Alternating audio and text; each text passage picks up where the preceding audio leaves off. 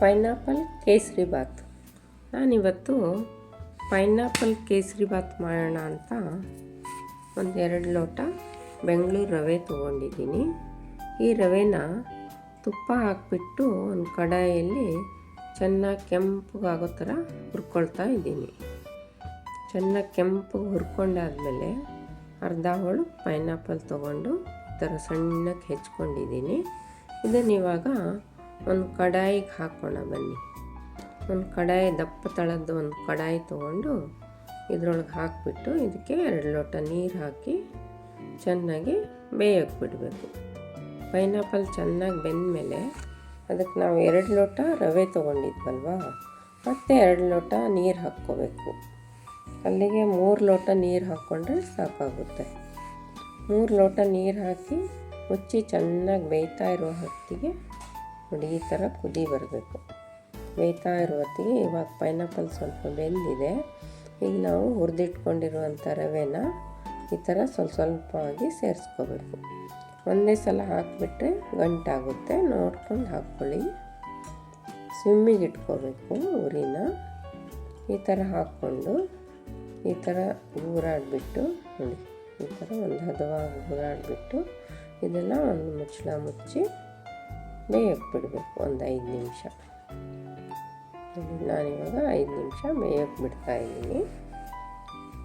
ಈಗ ನೋಡಿ ಇದು 5 ನಿಮಿಷ ಆದಮೇಲೆ ರವೆ ಎಲ್ಲ ಚೆನ್ನಾಗಿ ಬೆಂದಿದೆ. ಈ ಥರ ರವೆ ಎಲ್ಲ ಚೆನ್ನಾಗಿ ಅರಳ್ಕೋಬೇಕು ಪೈನಾಪಲ್ ಜೊತೆ. ಸ್ಟ್ರೆಚ್ಚರ್ ತುಂಬ ಚೆನ್ನಾಗಿದೆ. ಈಗ ನಾನು 1.5 ಲೋಟದಷ್ಟು ಶುಗರ್ ಆ್ಯಡ್ ಮಾಡ್ಕೊಳ್ತಾ ಇದ್ದೀನಿ. ನೀವು 2 ಲೋಟ ರವೆಗೆ 2.5 ಲೋಟ ಅಥವಾ 2 ಲೋಟ ಶುಗರ್ ಆ್ಯಡ್ ಮಾಡ್ಕೊಳ್ಳಿ. ನಾನಿಲ್ಲಿ ಸ್ವಲ್ಪ ಜೋನಿ ಬೆಲ್ಲ ಹಾಕ್ತಾಯಿದ್ದೀನಿ ಟೇಸ್ಟಿಗಿರಲಿ ಅಂತ. ನೀವು ಆಪ್ಷನಲ್ಲು, ಬೆಲ್ಲ ಬೇಡ ಅಂದರೆ ಬರೀ ಶುಗರ್ ಆ್ಯಡ್ ಮಾಡ್ಕೊಳ್ಳಿ, ಚೆನ್ನಾಗಿರುತ್ತೆ. ನಾನಿವಾಗ ಶುಗರು ಮತ್ತು ಸ್ವಲ್ಪ ಬೆಲ್ಲ ಆ್ಯಡ್ ಮಾಡಿಕೊಂಡು ಇದನ್ನು ಒಂದು ಸಲ ಕೈ ಆಡಿಬಿಟ್ಟು ಮತ್ತೆ 1 ನಿಮಿಷ ಮುಚ್ಚಿಡ್ತೀನಿ. ಇದೆಲ್ಲ ಶುಗರೆಲ್ಲ ಕರಗಿ ಹದವಾಗಲಿ ಅಂತ ಹೇಳ್ಬಿಟ್ಟು 1 ನಿಮಿಷ ಹಂಗೆ ಸಿಮ್ಮಿಗೆ ಇಟ್ಟಿರ್ತೀನಿ ಮುಚ್ಚಿ. ನೋಡಿ ಇವಾಗ ಚೆನ್ನಾಗಿ ಬೆಂದಿದೆ. ಈ ಸಮಯದಲ್ಲಿ ನಾನು 2 ಸ್ಪೂನಷ್ಟು ತುಪ್ಪ ಆ್ಯಡ್ ಮಾಡ್ತೀನಿ. ಮತ್ತು ಮೇಲೆ ತುಪ್ಪ ಹಾಕೋದ್ರಿಂದ ಫ್ಲೇವರೆಲ್ಲ ತುಂಬ ಚೆನ್ನಾಗಿರುತ್ತೆ. 2 ಸ್ಪೂನ್ ಹಾಕಿದ್ದೀನಿ. ಮತ್ತು 1 ನಿಮಿಷ ಮುಚ್ಚಿಟ್ಟೆ. ಈ ಸಮಯದಲ್ಲಿ ಏಲಕ್ಕಿ ಪುಡಿ ಮತ್ತು ಸ್ವಲ್ಪ ಕೇಸರಿ ದಳ ಹಾಕ್ತಾಯಿದ್ದೀನಿ. ಕಲರ್ ಏನು ಬೇಕಾಗಲ್ಲ ಇದಕ್ಕೆ, ಬರೀ ಕೇಸರಿ ದಳ ಆ್ಯಡ್ ಮಾಡ್ಕೊಳ್ತಾ ಇದ್ದೀನಿ. ಈಗ ನಾನು ತುಪ್ಪದಲ್ಲಿ ಗೋಡಂಬಿ, ದ್ರಾಕ್ಷಿ ಹಾಗೂ ಬಾದಾಮಿ ಹುರಿದಿಟ್ಕೊಂಡಿದ್ದೆ, ಇದನ್ನೆಲ್ಲ ಆ್ಯಡ್ ಮಾಡ್ಕೊಳ್ತಾ ಇದ್ದೀನಿ. ಈ ಥರ ಮಾಡಿ ಮಕ್ಕಳಿಗೆ ಕೊಟ್ಟರೆ ಅವ್ರಿಗೆ ತಿನ್ನೋದಕ್ಕೆ ಖುಷಿಯಾಗುತ್ತೆ. ಅವ್ರು ಹೆಲ್ದಿ ಫುಡ್ಡು ಹೌದು. ಪೈನಾಪಲ್ ಹಾಕಿರೋದ್ರಿಂದ ಫ್ಲೇವರ್ ಅಂತೂ ತುಂಬ ಚೆನ್ನಾಗಿದೆ. ನೋಡಿ ಫ್ರೆಂಡ್ಸ್, ಈಗ ಪೈನಾಪಲ್ ಕೇಸರಿಬಾತ್ ರೆಡಿಯಾಗಿದೆ. ನೀವು ಇದೇ ಥರ ಮಾಡಿ ಹೇಗಿತ್ತು ಅಂತ ನನಗೆ ಕಮೆಂಟ್ ಮಾಡಿ.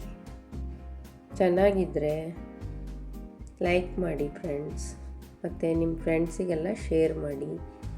ನನ್ನ ಚಾನಲ್ ಸಬ್ಸ್ಕ್ರೈಬ್ ಮಾಡಿಲ್ಲ ಅಂದರೆ ಸಬ್ಸ್ಕ್ರೈಬ್ ಮಾಡಿ ಫ್ರೆಂಡ್ಸ್. ನೋಡಿ ಪೈನಾಪಲ್ ಕೇಸರಿಬಾತ್ ಎಷ್ಟು ಮೆತ್ತಗಾಗಿ ಎಷ್ಟು ಚೆನ್ನಾಗಿ ಬಂದಿದೆ ಅಂತ.